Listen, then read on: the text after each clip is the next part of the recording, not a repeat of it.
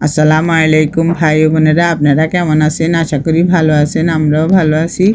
দেখুন, আজকে আমরা 2 রকমের চিতল পিঠা বানাবো, একটা ধনেপাতা দিয়ে আর একটা সাদা, আর একটা ভর্তা তৈরি করব মাছ দিয়ে, ধনেপাতা দিয়ে আর পাতাকপি দিয়ে। পাতাকপি ধনেপাতা সব আমি সুন্দর মতো কেটে নিয়েছি, আর 2টো কাঁচামরিচ আর ধনেপাতা নিয়েছি। এটা দিয়ে আমরা একটা চাটনির মতো বানিয়ে তারপর চিতল পিঠার গোলার মধ্যে মিশিয়ে একটা সবুজ কালারের একটা চিতল পিঠা বানাবো। প্রথমে আমি ভর্তাটা তৈরি করে নেব। কাঁচামরিচ, লবণ আর এই যে পাতাকপি কুচিগুলো দিয়ে ঢাকনা দিয়ে দিলাম। দিয়ে হালকা যখন সিদ্ধ হয়ে আসবে তখন আমি পেঁয়াজ দিয়ে দিব। দেখুন হালকা সিদ্ধ হয়ে এসেছে, এবার আমি পেঁয়াজ দিয়ে দিলাম।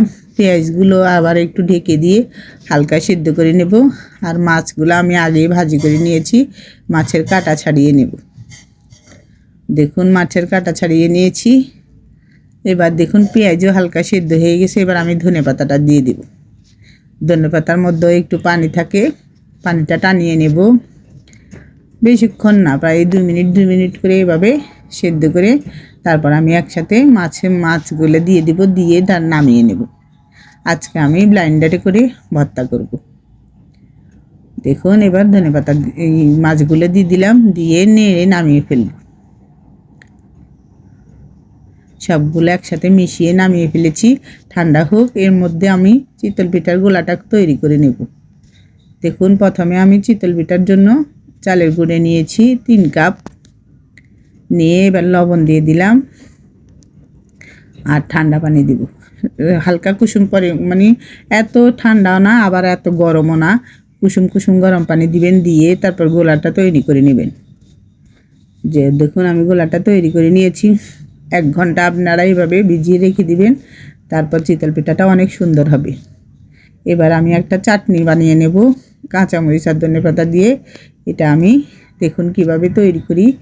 এই যে দেখুন, এবার এটা ঢেলে নিচ্ছি, নিয়ে এবার আমি ভর্তাটা তৈরি করব। এবার আমি ভর্তাটা এইভাবে, আপনারা এইভাবে ব্লাইন্ডারে পাটায়ও বেটে নিতে পারেন, আমি ব্লাইন্ডারে করে নিচ্ছি। খেতে খুব অসাধারণ হয় এই ভর্তাটা, আপনারা করে খাবেন। দেখুন কালারটা অনেক অসাধারণ হয়েছে। দেখুন 1 ঘন্টা পরে আমি এখন চিতল পিঠাগুলো বানাবো।